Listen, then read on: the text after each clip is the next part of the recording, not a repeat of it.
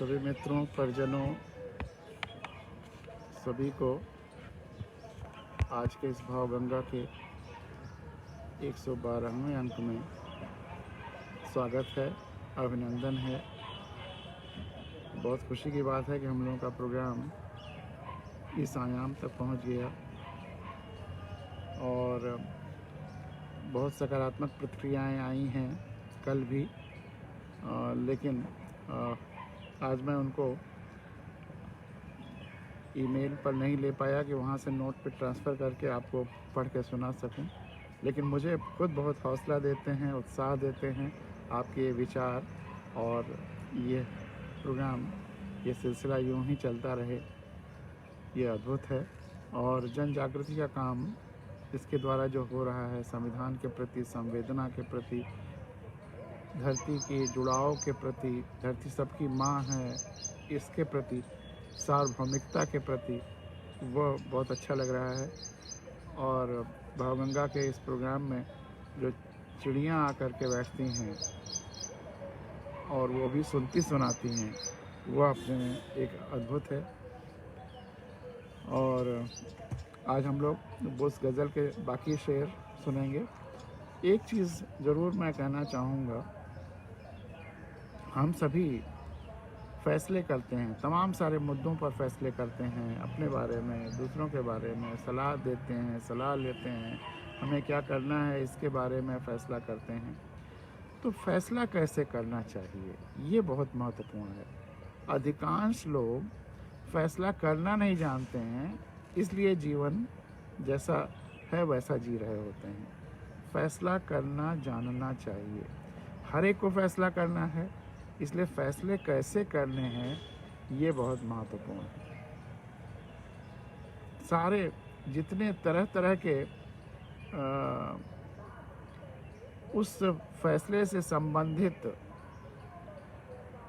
जानकारियां हैं, उसको ज़रूर इकट्ठी करना चाहिए, कहीं जॉट डाउन कर लेना चाहिए, नोट कर लेना चाहिए। जो उस फैसले को लेने में प्रमुख व्यक्ति हैं उनसे राय लेनी चाहिए। परिचित हों तो और अच्छा है, अपरिचित हों तो पता नहीं वो इंटरेस्ट लेंगे कि नहीं आपको।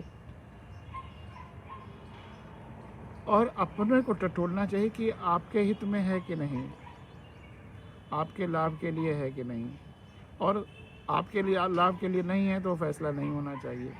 फिर आपके परिवार के, समाज के, प्रकृति के, देश के, धरती के लाभ के लिए है कि नहीं, विन विन विन प्रिंसिपल के आधार पर है कि नहीं, इन सारी चीज़ों को करके फ़ैसला करना चाहिए। और कोई जल्दबाजी में नहीं फ़ैसला करना चाहिए, अन्यथा कि कोई इमीडिएट फ़ैसले का कोई बिंदु हो, ट्रेन पकड़नी हो या फ्लाइट पकड़नी हो या तुरंत किसी अस्पताल में जा कर के किसी को दाखिल कराना हो, तो वहाँ तो ज़्यादा समय नहीं होता है। लेकिन जहाँ थोड़ा समय हो वहाँ पर सारे एंगल से विचार करके तब फैसला करना चाहिए। सारे जानकारियाँ उसके पहले ज़रूर इकट्ठा कर लेना चाहिए, और जहाँ इमरजेंसी सिचुएशन हो वहाँ भी यथासंभव ज़्यादा से ज़्यादा जानकारी हासिल करके, और कभी किसी चीज़ से पूछने से किसी से संकोच नहीं करना चाहिए। कोई अहंकार नहीं होना चाहिए कि कोई किसी से हम पूछे तो सोचेगा अरे इसको ये भी नहीं मालूम है। कोई ज़िंदगी में कभी कोई अहंकार नहीं होना चाहिए। खुल करके सबसे सब कुछ पूछ सकते हैं। इवन कोई अपना विरोधी भी रहा हो, किसी से हमारे बोलचाल बंद हो, उससे भी पूछने में कोई हर्जा नहीं है। कि कोई परमानेंट दुश्मन नहीं है, कोई परमानेंट विरोधी नहीं है। हम सबको तो बच्चों की तरह से रहना चाहिए। अगर किसी से नोक झोंक भी हो गई है तो जैसे बच्चे नोक झोंक करते हैं उसके बाद फिर मिल जाते हैं, प्रेम से रहते हैं, तो उसी तरह से, उसी भाव से रहना है। ज़िंदगी में किसी चीज़ को गांठ नहीं बांधना है, किसी से नाता तोड़ना नहीं है, किसी से संपर्क तोड़ना नहीं है, सबसे हमेशा जुड़ाव महसूस करते रहना है।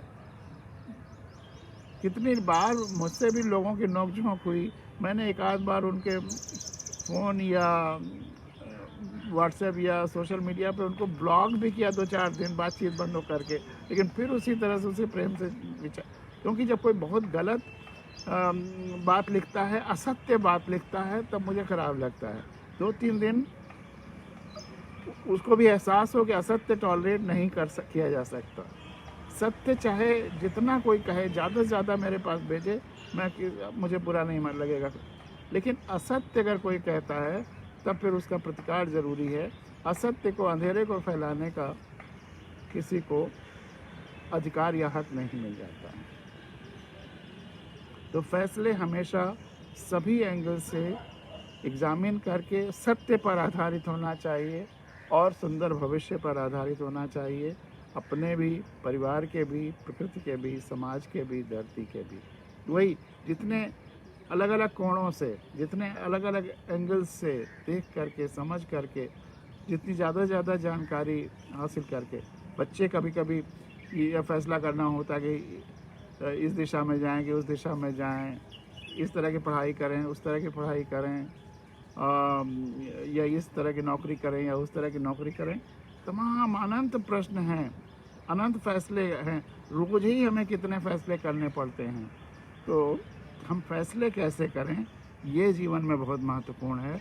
इस पर और चर्चा हम एक दिन करेंगे, लेकिन आज आपके मन में ये सूत्र डाल रहे हैं कि फैसले कैसे करना चाहिए। ये बहुत महत्वपूर्ण विषय है।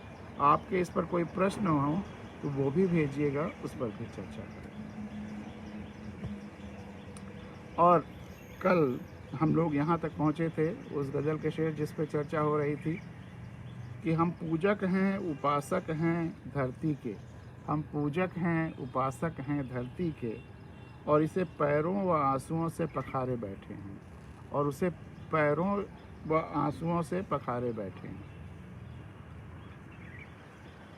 अगला शेर शुरू करूं, इससे एक और मज़ेदार बात, ये फैसलों से संबंधित। फैसला लेने के पहले हर एंगल से चीज़ों को एग्जामिन करना चाहिए, कोई एंगल छूट नहीं जाए। हर एंगल से चीज़ों को एग्जामिन करने का एक बहुत महत्वपूर्ण स्रोत है, और वह है, मैं बताऊंगा तो आप हंसेंगे, शतरंज या चेस का खेल। शतरंज पर मैंने कविता भी लिखी है और उस पर आपको सुनाई भी है कि कब हम उस पर केवल प्यादे, राजा, रानी या राजशाही के ही शतरंज कब खेलेंगे, कब उसमें वनस्पतियों को, जीवों को, इन सबको कब शामिल करेंगे, लोकतंत्र का शतरंज कब बनेगा, वगैरह वगैरह, वह अपने विचार उस समय थे। शतरंज का खेल एक बात की शिक्षा बहुत ज़बरदस्त तरीके से देता है, और वह है कि किसी चीज़ को हर एंगल से एग्जामिन करना, हर एंगल से चीज़ों को एग्जामिन करने की ज़बरदस्त शिक्षा शतरंज देता है। जितने 64 एलिमेंट्स हैं, 64 खाने हैं, और उस पर 32 एलिमेंट्स हैं, वह सब क्या क्या मूव्स हैं, वो उनकी स्थितियां कहाँ हैं, कहाँ कहाँ पे उनकी दृष्टि हो रही है, सारा कुछ देखने और सीखने की अद्भुत प्रक्रिया होती है शतरंज के द्वारा। टोटलिटी में देखने की भी एक शिक्षा मिल जाती है। इधर मैंने कोरोना टाइम में शतरंज भी खेला, और इस प्रैक्टिस के लिए खेला कि संपूर्णता को ऑब्जर्व करने का, हर एंगल से ऑब्जर्व करने के लिए बहुत अच्छा माध्यम है शतरंज। कहीं पता चला कि किसी मूव में आप अपने कुछ जो मोहरे हैं वो कहाँ रखे हैं, दूसरे कहाँ से उसको काट सकते हैं, आपका ध्यान ही नहीं जाता। तो हर जगह, हर तरह से, हर एंगल से सब पर आपका ध्यान रहे, इसकी एक प्रैक्टिस, इसका एक अभ्यास की प्रक्रिया है। दरअसल हुआ ये कि शतरंज के खिलाड़ी, एक कहानी जो प्रेमचंद की हम लोगों ने बचपन में पढ़ी, उससे शतरंज के प्रति थोड़ी सी अरुचि सी हो गई कि पता नहीं, और उसमें वो दोनों जो नवाब हैं वो आपस में शतरंज खेलते खेलते एक दूसरे को मार भी देते हैं, और जहाँ उनकी आवश्यकता थी देश को बचाने के लिए युद्ध में, वहाँ या अपने राज्य को बचाने के लिए, उसमें उन्होंने संघर्ष नहीं किया और अपने शतरंज के राजा को बचाने के लिए ही आपस में लड़ मरे, आपस की कहासुनी में। तो ये सब देख करके लगता है कि ये बहुत गलत खेल है। लेकिन शतरंज को खेलने की इस अभ्यास के दौरान मैंने देखा कि ये तो कंसंट्रेशन और हायर एंगल से फैसला लेने के लिए अभ्यास के तौर पर भी एक अच्छा खेल है। और दुनिया के तमाम देशों में इसको कंपलसरी गेम के रूप में, सब्जेक्ट के रूप में भी पढ़ाया गया तमाम देशों में। तो ये खेल अपने में बुरा नहीं है। कुछ लोग कहते हैं कि लोगों का एडिक्शन हो सकता है। तो एडिक्शन तो किसी चीज़ का भी बुरा है। संतुलन सब जरूरी है। दो चीज़ें, एडिक्शन और संतुलन। तो ज़िंदगी में संतुलन होना चाहिए हर चीज़ में, और हर फैसले संतुलित होने चाहिए, जीवन संतुलित होना चाहिए, वो ठीक है। लेकिन चेस कितनी शिक्षाएं देता है। एक दिन मैं नोट कर रहा था तो 70-80 पॉइंट तक तो मैंने नोट किया था कि इतने चीज़ें हम चेस से सीख सकते हैं। तो चेस खेलने का बच्चों को इनकरेज करिए, और एक दिन पूरा एक भावगंगा के पॉइंट्स अगर आप लोग चाहेंगे, एक पूरा एक सोपान इसी पर होगा कि चेस हमें से हम क्या क्या सीख सकते हैं। चेस को केवल खेल के रूप में न देखें, उससे हम मानसिक प्रक्रिया कैसे कैसे हम अपनी संपूर्ण कर सकते हैं, कंप्लीट बना सकते हैं, उस एंगल से भी देखें।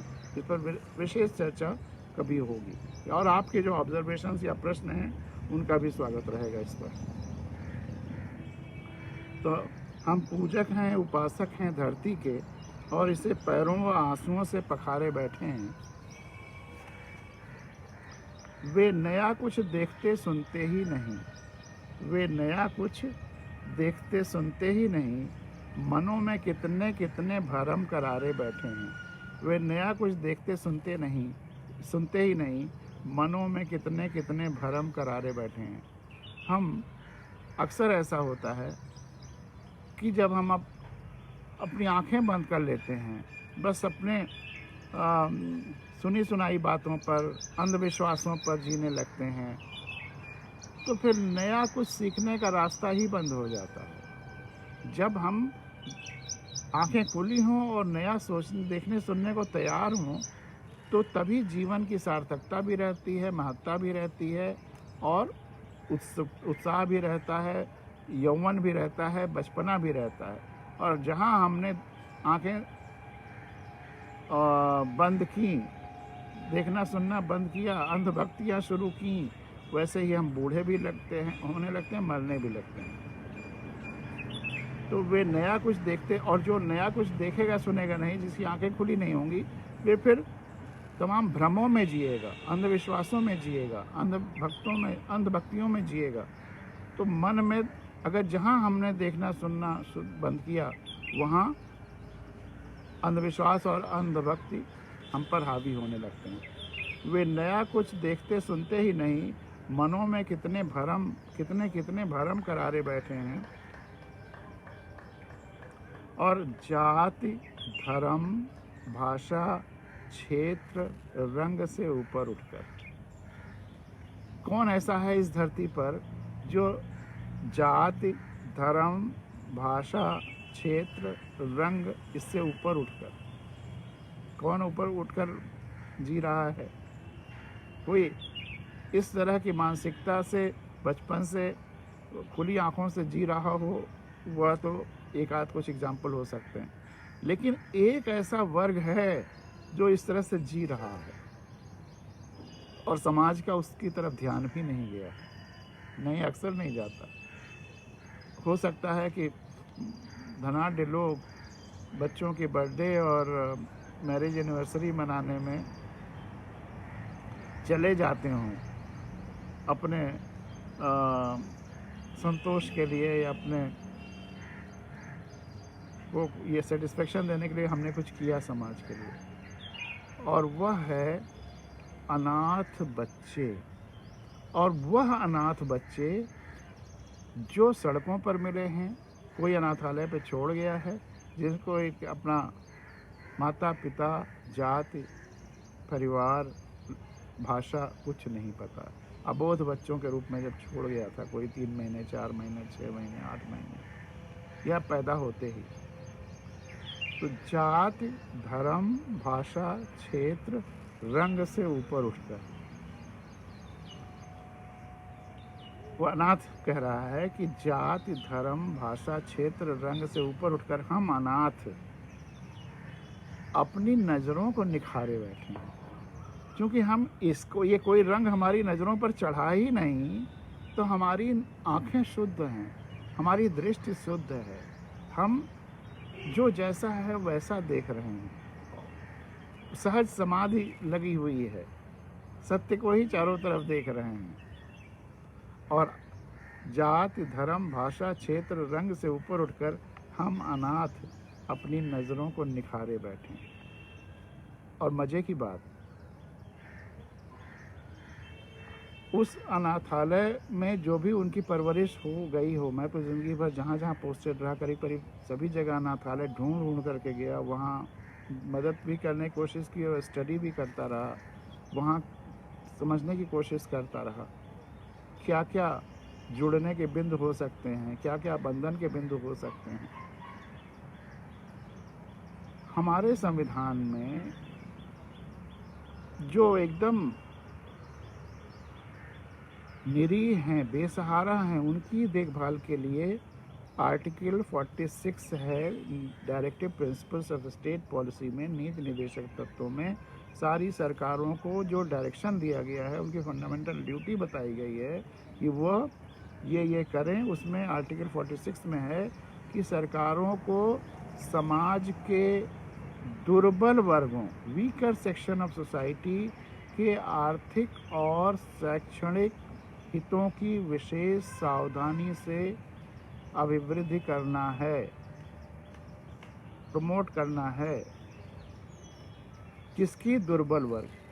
तो अनाथ से ज़्यादा दुर्बल कौन है? जिसका माता पिता या कोई छाया नहीं है, जिनको हम आज दुर्बल कह रहे हैं जाति धर्म के नाम पर, और जिनके लिए तमाम सारी सुविधाएं दे रहे हैं। संविधान में रिजर्वेशन तो है ही नहीं, केवल 5 साल के लिए MP MLA के सीट्स का रिजर्वेशन था, SC STs के लिए 10 साल के लिए, सॉरी, और कोई रिजर्वेशन कहीं नौकरी में, इसमें उसमें है भी नहीं।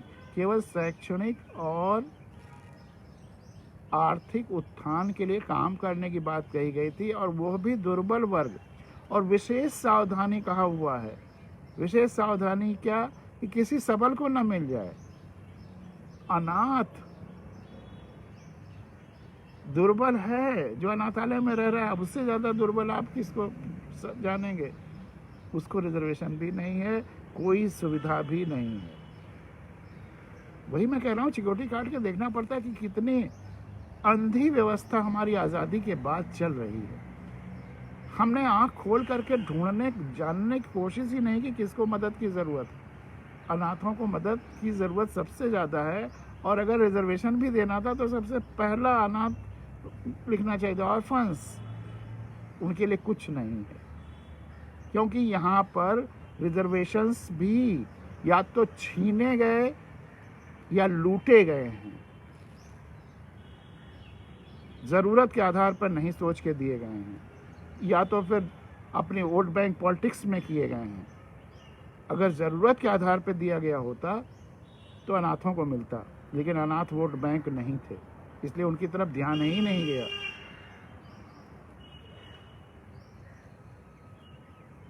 इसीलिए अनाथ को हीरो बना करके मेरा उपन्यास ही है win win win the orphan way, क्योंकि वह जाति धर्म भाषा क्षेत्र और रंग से ऊपर है।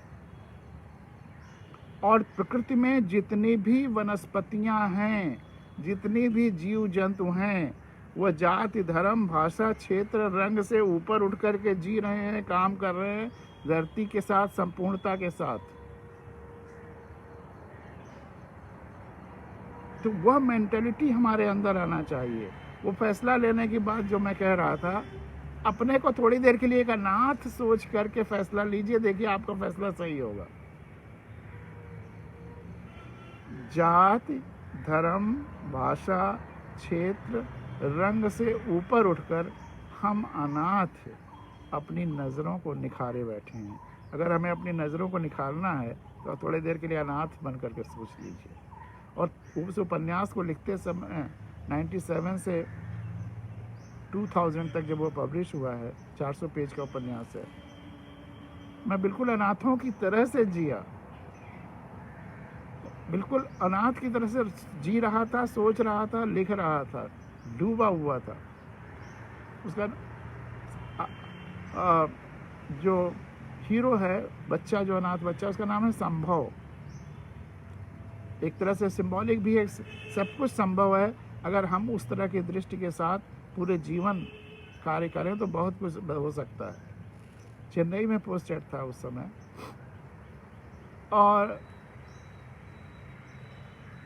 वो फाइनल स्टेजेस थे लिखने के 2006 से 2010 तक। कई बार गाड़ी में जा रहा हूँ, उसी में डूबा हुआ हूँ। ड्राइवर को कहना है कि इस तरफ मुड़ो या यहाँ चलो, एकाएक मुंह से निकल जाता था, अरे संभव इधर चलो। ड्राइवर कहता क्या साहब, तो मैं तब होश में आता था और बताता था यहाँ चलो। उसी तरह से डूब के जी रहा था। तो जाति, धर्म, भाषा, क्षेत्र, रंग से ऊपर उठकर हम अनाथ अपनी नज़रों को निखारे बैठे। और रिजर्वेशन की बात है कि जो मैंने कहा छीने गए या लूटे गए, आज जो सीमांत SC, ST या OBC है, जिसको रिजर्वेशन भी दिया जा रहा है, क्या उसको मिल रहा है?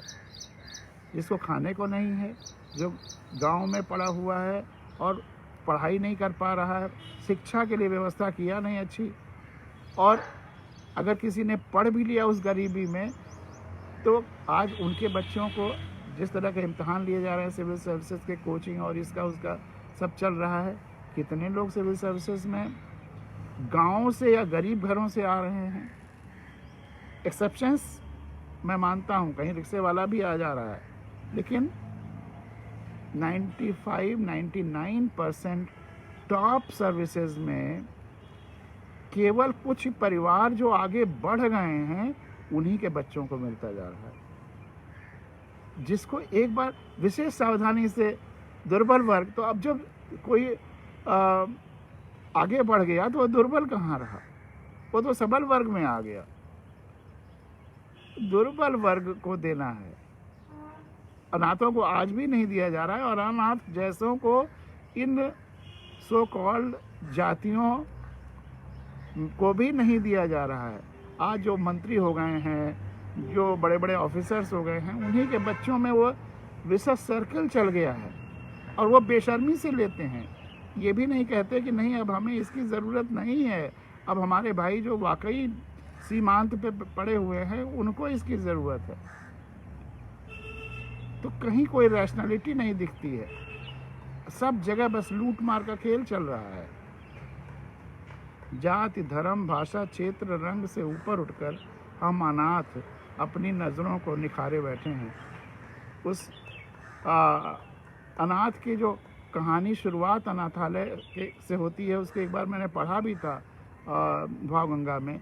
फिर उस उपन्यास पर भी चर्चा होगी, उसकी तमाम बातों पर 8-10 सीरीज़ उस पर भी हम लोग चर्चा करेंगे कि उसमें क्या क्या है। पब्लिशिंग वगैरह हुई, लेकिन मैं ज़्यादा ध्यान नहीं दे पाया, इतने सारे काम रहे। और वही अपने लिखने को आगे बढ़ाने के लिए करें कि जीने को आगे बढ़ाने के लिए करें, कि समाज में जो बेसहारा हैं उनके दुख दर्द को मिटाने के लिए करें, कि पेड़ों पौधों वनस्पतियों के लिए गाएं चिल्लाएं, कि लोकतंत्र को बचाएं, कि संविधान की कथा कहें, कि परिवार की अपनी चीज़ों को देखें।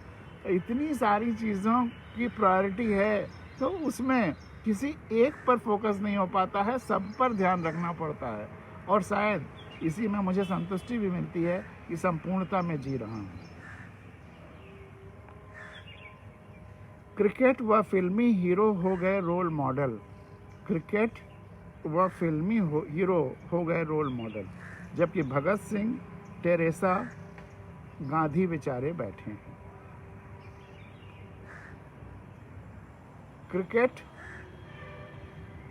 और फिल्मी हीरो, जहाँ ज़्यादा पैसे का खेल है, एडवर्टाइजमेंट का खेल है, उन लोगों को तो रोल मॉडल मान लिया गया, बन गया। और ये जो तीनों नाम हैं, ये प्रतीक हैं, ये अपने वर्ग को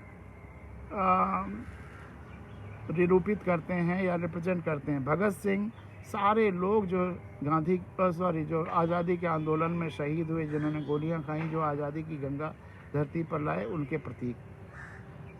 टेरेसा, कुछ लोग कहते हैं कि आप ईसाई मदर टेरेसा को क्यों इस रोल मॉडल के रूप में उदाहरण दे रहे हैं। मदर टेरेसा के बारे में कुछ सहमति असहमति हो सकती है, आपके विचार अलग अलग हो सकते हैं, लेकिन वो सिंबल हैं कि जो वाकई सोशल सर्विस कर रहे हैं, जो समाज के वाकई निरीह बच्चों, अनाथालय चला रहे हैं, निरीह लोगों को काम कर रहे हैं, उनकी शिक्षा दे रहे हैं, वो रोल मॉडल होने चाहिए, न कि क्रिकेट और फिल्मी हीरो जो कि किस किस चीज़ों का असत्य भी फैला रहे हैं, किस किस चीज़ों का गलत चीज़ों का भी एडवर्टाइजमेंट कर रहे हैं, लोगों को विज्ञापन दे रहे हैं। तो पैसे के लिए कुछ भी कर सकते हैं, किसी चीज़ को प्रमोट कर सकते हैं, वो हमारे रोल मॉडल हो जाते हैं। इस पर श्याम कुमारी जी पौंडीचेरी में मदर टेरेसा और अरविंद के आश्रम में बहुत काम कर रही हैं। उनके तमाम सारे मैगजीन्स और लिटरेचर का एडिट भी किया था। 85 साल से ऊपर की हैं, अद्भुत काम कर रही हैं। वो 10-10 रुपए में ये भगत सिंह और जितने देश के लिए, चाहे आज़ादी के समय चाहे आजकल देश को बचाने के लिए जिन सैनिकों ने कुर्बानी दी है, उन पे किताब 10-10 रुपए का तैयार करके और पूरे देश में विद्यालयों को ज़्यादातर पहुंचाती हैं, बांटती हैं, बंटवाती हैं, ताकि बच्चे उनको पढ़ करके उनको अपना रोल मॉडल मानना शुरू करें। ये आर्टिफिशियल रोल मॉडल से किनारा करें कि जो विज्ञापनों के द्वारा रोल मॉडल बन रहे हैं। आजकल विज्ञापन हमारे नेता भी पैदा कर रहे हैं। विज्ञापन में जो ज़्यादा विज्ञापित है वो नेता बन रहा है, और विज्ञापन में जो ज़्यादा आ रहा है वही रोल मॉडल बन रहा है बच्चों का। तो ये कहीं ना कहीं सत्य पर आधारित, वास्तविकता पर आधारित हमको ढूंढना पड़ेगा कि कौन हमारा रोल मॉडल है, ना कि जो अखबार में दिखाया जा रहा है, टीवी पे दिखाया जा रहा है। और भगत सिंह, टेरेसा, गांधी बेचारे बैठे हैं। गांधी जो पूरी दुनिया के रोल मॉडल हैं, जो राजशाही से लोकतंत्र को सही रूप में धरती पर लाने के लिए काम कर रहे थे। राजनीति के दंड-फंद, राजशाही के साम दाम दंड भेद, इसके आधार पर व्यवस्था चले, कुछ लोगों की सत्ता बचाए रखने का सारा कुचक्र हो, उससे अलग हट करके सादगी से, सेवा से, अछूतोद्धार जो उस समय अछूत थे उनको आगे बढ़ाने के लिए कि वो छुआछूत बंद हो, उनको आर्थिक समृद्धि हो, उसके लिए कॉटेज इंडस्ट्रीज डेवलप कर रहे थे। चरखा उसका प्रतीक मान करके काम कर रहे थे। बहुत सारे लोग ये कहते हैं कि क्या चरखा से आज़ादी मिली? गांधी पर ऐसी ऐसी टिप्पणियां करते हैं। क्या चरखा से आज़ादी मिल गई? चरखा आज़ादी पाने का अस्त्र शस्त्र नहीं था। उसके लिए तो सत्याग्रह और सविनय अवज्ञा आंदोलन थे और मास मूवमेंट था। चरखा तो केवल ग्राम के पिछड़े लोगों के या गांव के उद्धार के लिए, गांव के स्वराज्य के लिए, गांव की इकोनॉमी का प्रतीक था। वह अभी मधुसूदन दीक्षित जी हैं, जो रानी लक्ष्मीबाई स्कूल का ग्रुप का एक तरह से फाउंडर भी हैं, परसों आए थे। बड़ी अच्छी बातचीत उनसे हो रही थी इस विषय पर। जब चर्चा हुई तो उन्होंने कहा कि सर, चरखा केवल चरखा नहीं था, वह सुदर्शन चक्र था। वह आज भी सुदर्शन चक्र है, ग्रामोद्योग का, लोकतंत्र का, जन सशक्तिकरण का। उसको उस रूप में किसी को गलत कॉन्टेक्स्ट में कोट करके जब लोग पेश करने लगते हैं, तो अब गांधी जो रोल मॉडल थे पूरी दुनिया के लिए हैं, और हिंदुस्तान के लिए तो सब कुछ हैं, उन पर प्रश्न चिन्ह करके और गोडसे को महिमामंडित करने की कोशिश हो रही है। तो मुझे बड़ी हंसी आती है कि सारे के सारे रोल मॉडल्स को, अच्छे रोल मॉडल को छिन्न भिन्न अगर हम कर देंगे तो हम कहाँ पहुँचाएंगे, देश को कहाँ ले जाएंगे। श्रीलंका बनाना चाहते हैं, पाकिस्तान बनाना चाहते हैं, क्या चाहते हैं? धरती को एक करने की ज़रूरत है, प्यार से रहने की ज़रूरत है। जो प्यार से रहने के बारे में काम कर रहा है उसको रोल मॉडल बनाने की ज़रूरत है। तो भगत, जबकि क्रिकेट व फिल्मी हीरो हो गए रोल मॉडल, जबकि भगत सिंह, टेरेसा, गांधी बेचारे बैठे हैं। जो इतनी सारी पोस्टें जब आती हैं गोडसे को महिमामंडित करती हुई और गांधी को कंडेम और क्रिटिसाइज करते हुए, तो मैं एक ही सवाल पूछता हूँ, चलिए गांधी ईश्वर नहीं थे, उनमें कमियां हो सकती हैं, कुछ कमियां हो सकती हैं व्यक्तिगत, लेकिन आप ये बताइए कि अगर सारे लोग गांधी हो जाएं तब देश चलेगा कि सारे लोग गोडसे हो जाएं तब देश चलेगा? गांधी होने का मतलब है कि सारे सब लोगों के विचारों को स्वीकार करके सबके साथ जीना, और गोडसे हो जाने का मतलब है कि जिसकी विचारों से आप असहमत हो, कार्यों से असहमत हो, उसको जाके गोली मार दीजिए। तो हर व्यक्ति, किन्हीं न कि जितने व्यक्ति जिंदा हैं इस धरती पर, सबके विचारों या कार्यों से कोई न कोई तो असहमत होगा ही, वो आकर के गोली मार दे। तो देश में एक भी व्यक्ति नहीं बचेगा अगर गोडसे की विचारधारा से चला जाए। और गांधी की ने किसी की गोली नहीं मारी, अपने विरोधियों का भी सम्मान किया। गांधी का हमेशा वही था कि पाप से नफरत करो, पाप मिटाने की कोशिश करो, पापी से नहीं। तो गांधी की विचारधारा रोल मॉडल है या गोडसे की? आज़ादी का दिलाने में गोडसे का क्या रोल रहा? ये तो एक अर्धाली है गुरु नानक की कि जे न दें चुल्लू भर पानी, ते निंदें जे गंगा आनी। जो किसी को एक चुल्लू पानी नहीं दे सकते हैं, नहीं दिया है, या एक चुल्लू भर पानी किसी को देने की इच्छा नहीं है, वह उसकी निंदा कर रहे थे। निंदें जे गंगा आनी, जो गंगा धरती पर लाए, या आज़ादी की गंगा धरती पर लाए, उस लोकतंत्र की गंगा धरती पर लाए, उसकी निंदा वो कर रहे हैं जो किसी को एक चुल्लू पानी नहीं पिला सकते, कभी न पिलाया है और न पिलाएंगे। तो क्रिकेट व फिल्मी हीरो हो गए रोल मॉडल, जबकि भगत सिंह, टेरेसा, गांधी बेचारे बैठे हैं। चारों तरफ प्रदूषण फैला है किस तरफ, चारों तरफ प्रदूषण फैला है किस तरफ, देखो किस हाल में हवा, नदी, नारे बैठे हैं। चारों तरफ प्रदूषण फैला है किस तरफ, देखो किस हाल में हवा, नदी, नारे बैठे हैं। धरती भी जलाती है होली, उड़ाती है धूल। धरती भी जलाती है होली, उड़ाती धूल। आप कहेंगे कहाँ? ज्वालामुखी देख लीजिए, जंगलों में आग देख लीजिए, कड़कती तेज धूप देख लीजिए। धरती भी जलाती है होली, उड़ाती धूल। कैसे कैसे कलंदरी होरिहारे बैठे हैं, कैसे कैसे कलंदरी होरिहारे बैठे हैं। होली खेलने वाले, हुड़दंग मचाने वाले, होली के वो गुलाल अबीर मचाने वाले। हुड़दंग किसी को परेशान करना नहीं, किसी को तकलीफ देना नहीं। होली की मस्ती में हुड़दंग जो रंग अबीर और वो अपना गाते कबीरा। हम पर आँख खोल कर भरोसा रखो, हम पर आँख खोल कर भरोसा रखो। गम कैसा, हम खैर ख्वाह तुम्हारे बैठे हैं। गम कैसा, हम खैर ख्वाह तुम्हारे बैठे हैं।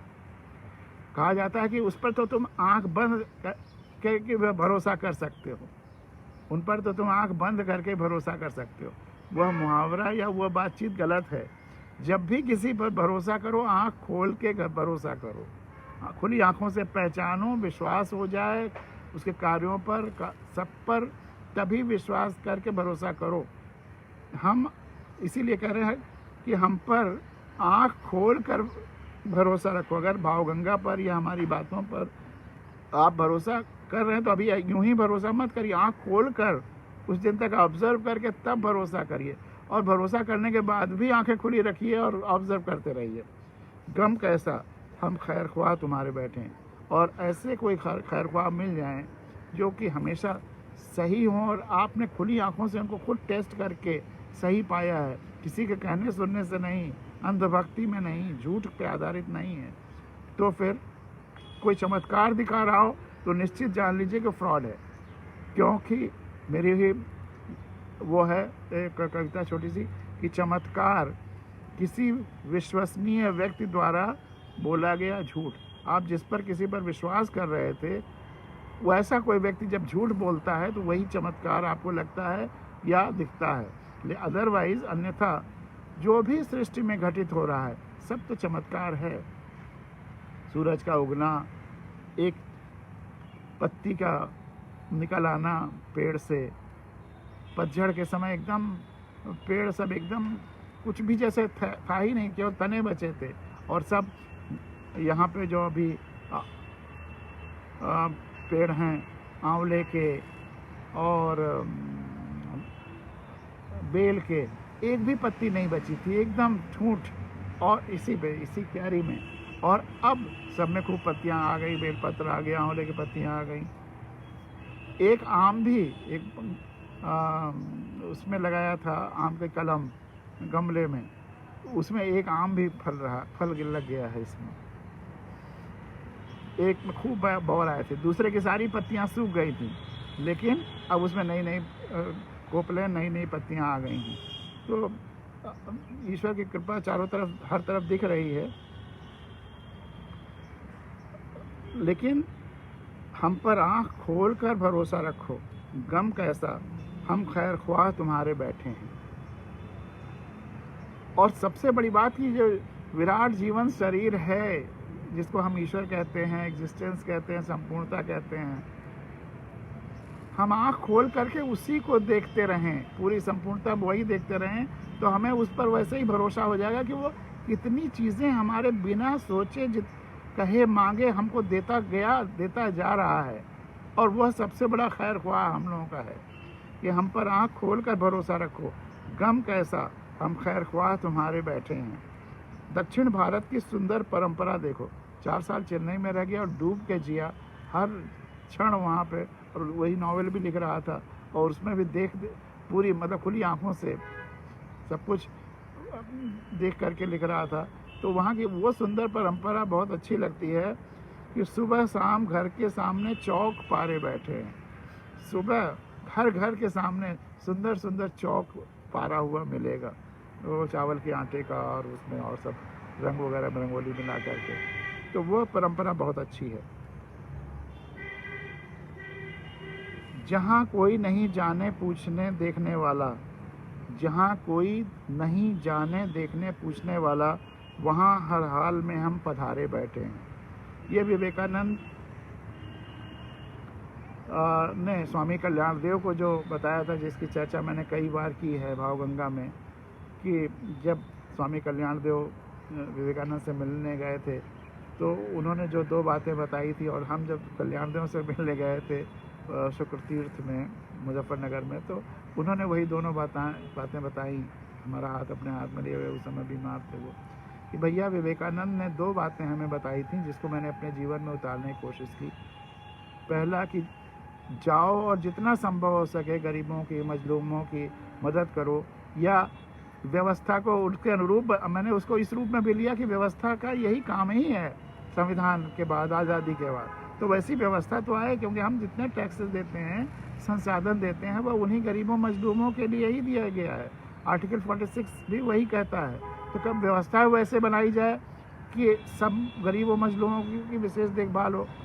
और दूसरा, कभी इस बात की उम्मीद मत करो कि जिनको तुम्हारे मदद की ज़रूरत है वह तुम तक मदद लेने आएगा। जो तुमसे मदद मांगने आ रहे हैं उसमें और या इतनी शक्ति है, या उनकी आवाज़ में इतनी शक्ति है कि वे तुम तक पहुंच रहे हैं। लेकिन जो वाकई अशक्त है, मजलूम है, बेसहारा है, निरीह है, हो सकता है कि उसकी आवाज़ में या उसमें इतनी शक्ति ना हो कि तुम तक आ सके उसकी आवाज़, या वो खुद आ सके। तो जाओ और ढूंढो कि किसको तुम्हारी मदद की ज़रूरत है और उसको मदद दो। तो टू वे, दो तरह से मैं इस पर काम कर रहा हूँ। पहला, अगर मुझे पता चलता है कि यह वाकई गरीब मजलूम है, कहीं से मैं ढूंढ ढांड करके भी अगर पता चलता है तो चुपचाप उसकी मदद भी करते हैं। और साथ ही साथ वहीं संतुष्ट नहीं हो जाते हैं, वो हमारे काम का आधा हिस्सा है।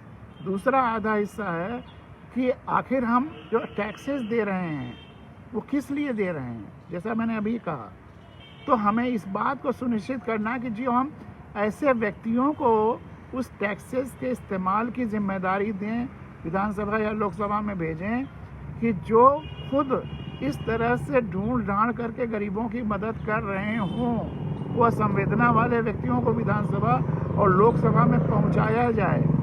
और वह गरीबों मजलूमों जिसको मदद की ज़रूरत है, उसमें केवल मनुष्य ही नहीं, जीव जंतु वनस्पतियाँ भी हैं, जो वनस्पतियों की भी देखभाल कर रहा हो, जो जीव जंतुओं की देखभाल कर रहा हो। ऐसे लोगों को ढूंढ जोड़ करके विधानसभा और लोकसभा में पहुंचाया जाए। इसीलिए फिर वो मेरी गज़ल शेर बना कि जुगनुओं को मिलजुल कर ढूंढ जोड़ कर सूरज बनाना है। हर हाल में इस देश, धरा और लोकतंत्र को जगमगाना है, जिसमें कोई गरीब मजलूम बचे ही नहीं, न प्रकृति में, न वनस्पति में, न व्यक्ति में। तो जहाँ कोई नहीं, तो ये दोहरे काम कर रहे हैं। इसलिए बड़े लेवल पे संविधान को जन जन तक पहुँचा करके चुनावों में अच्छे लोग विधानसभा लोकसभा में पहुँचे।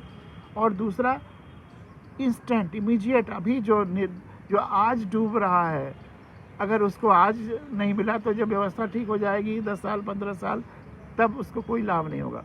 तो इमीडिएट इमरजेंसी वाली हेल्प भी हो रही है, और जो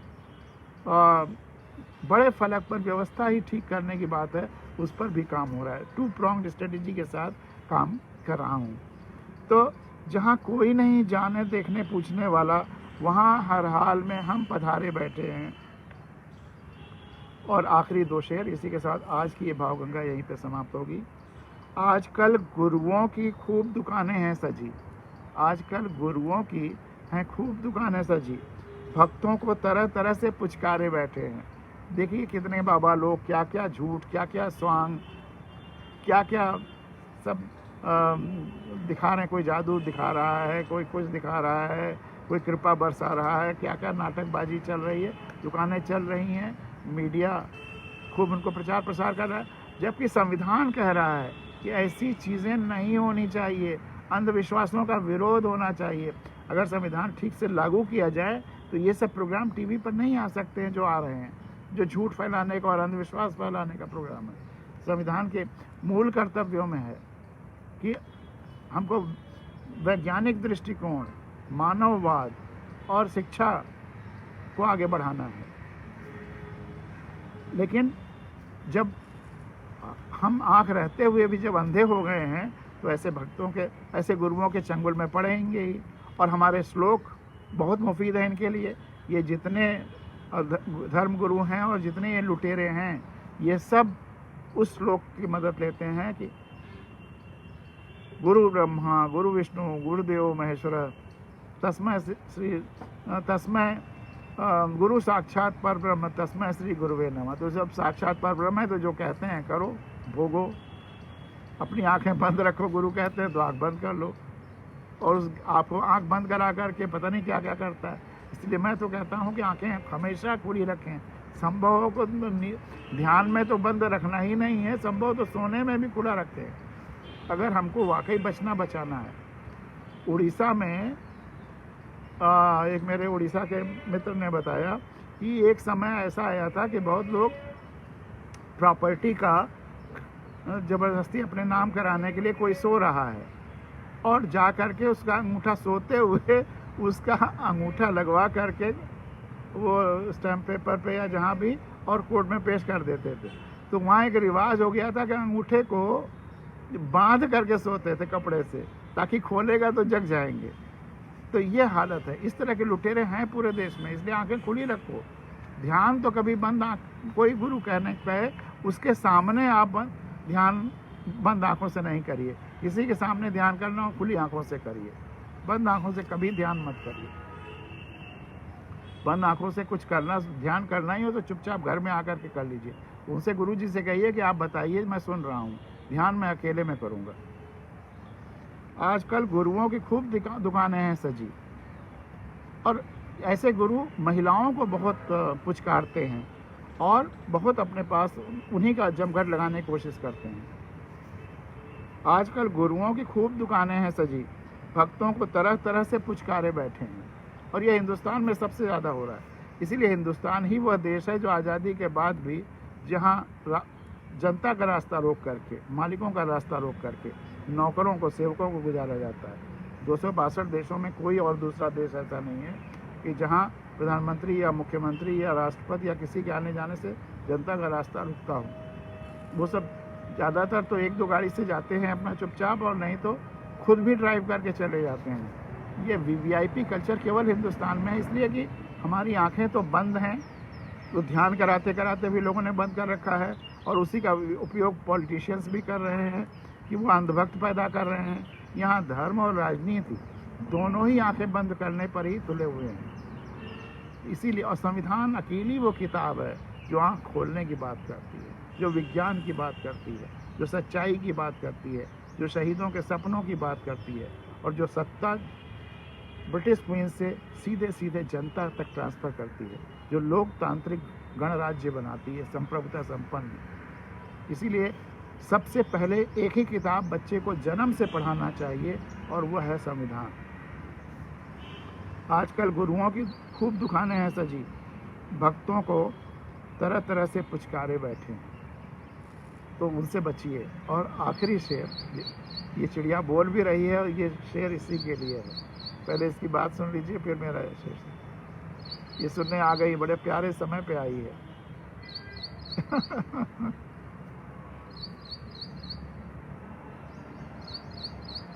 वाह, देखिए आके बैठ के पीछे से बोल रही है।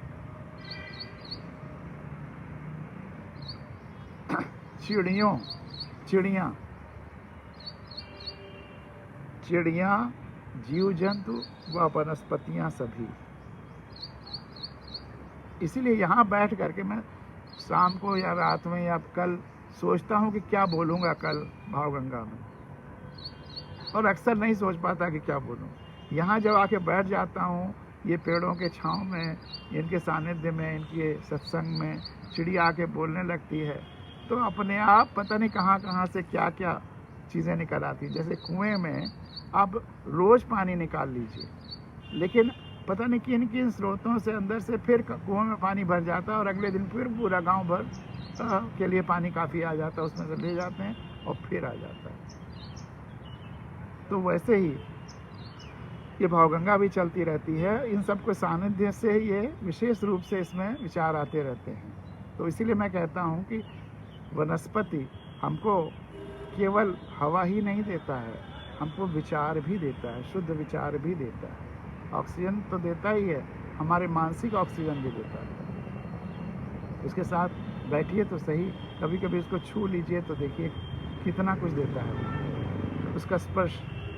चिड़िया जीव जंतु व वनस्पतियाँ सभी, चिड़िया जीव जंतु व वनस्पतियाँ सभी कुदरत के ही तो यंत्र व इशारे बैठे हैं। ये जो कुदरत है, नेचर है, संपूर्णता है, एग्जिस्टेंस है, उसके अगर हमको इशारे अगर मिलेंगे तो कौन देगा।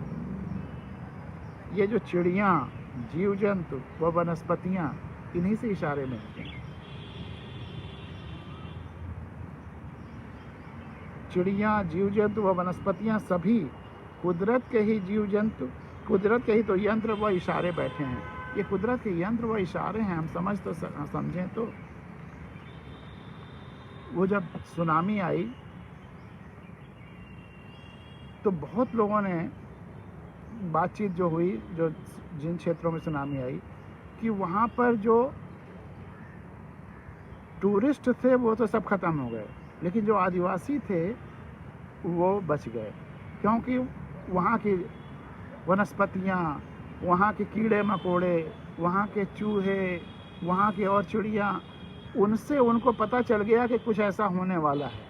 और फिर क्योंकि उनको सेंसेशन पावर ज़्यादा होता है मनुष्यों से, तो वह अपने को सेफ जगहों पे जब ले जाने लगे तो ये भी अपने को सेफ जगह पे उनके साथ साथ लेके चलेगा और बच गया। भूकंप आता है तो तमाम सारे दूसरे जीव पहले ही इशारा करने लगते हैं, वो सेफ जगह ढूंढने लगते हैं, चूहे, बहुत सारे और। तो ये जितने कुछ हैं प्रकृति में, इनको हम केवल वनस्पति या केवल बेजान वनस्पति या बेजान जीव जंतु मान के छोड़ दें तो ऐसा नहीं है। इनमें से अगर हमारे पास ज्ञान का 1 यूनिट है तो इनके पास 99% यूनिट इनके पास है। हमने ज़्यादातर ज्ञान भी इन्हीं से सीखा है, इन्हीं से लिया है। हमने उड़ना चिड़ियों से सीखा है। जितना ज्ञान का भंडार इनके पास है, हमें तो विद्यार्थी के रूप में उनसे सीखना चाहिए। और हम अहंकार के रूप में, अहंकार के द्वारा कहते हैं हम सबसे ज़्यादा इवॉल्व और महान प्राणी हैं। अरे हम इनके स्टूडेंट रहें, बने रहें, बस यही सबसे ज़रूरी है। हमको बहुत कुछ जानना सीखना है, जीना भी इनके से सीखना है, एक साथ जीना इनके साथ सीखना है, हमको फूलों से भी सीखना है। तो इसी के साथ आज की ये भावगंगा यहाँ समाप्त होती है। और आप जिस तरह से इसको सुन रहे हैं बड़ा आनंद आ रहा है। एक बहुत अच्छा कमेंट अभी आया है भुवनेश्वर जी का, वाह बहुत सुंदर विचार है, ज़रूरतमंदों के पास खुद जाने का। इससे उत्तम विचार कि लोगों को जागरूक करें ताकि सबको सुविधा मिल सके। ये भुवनेश्वर जी की है, धन्यवाद। शारदा लाल जी कह रही हैं हमारी आंखें कब खुलेंगी। शारदा जी, जहाँ जहाँ हमारी बात पहुँच रही है, आंखें थोड़ी थोड़ी मुलमुलाने लगी हैं और जल्दी ये खुलने वाली हैं।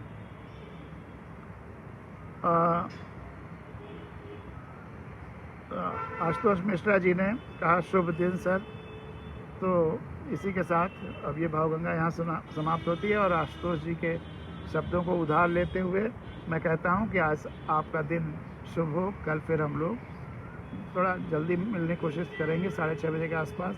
आज मैंने कोशिश की तो थोड़ा पहले तो हुआ, लेकिन 6:30 पे नहीं शुरू कर पाया, लेकिन 7:15 पे जो शुरू होता था वो 7 से पहले शुरू हो गया। तो थोड़ा थोड़ा आगे बढ़ेगा। ऐसे ही हमारी आंखें भी धीरे धीरे खुलनी शुरू होंगी। अच्छा, बहुत बहुत नमस्कार, बहुत बहुत धन्यवाद।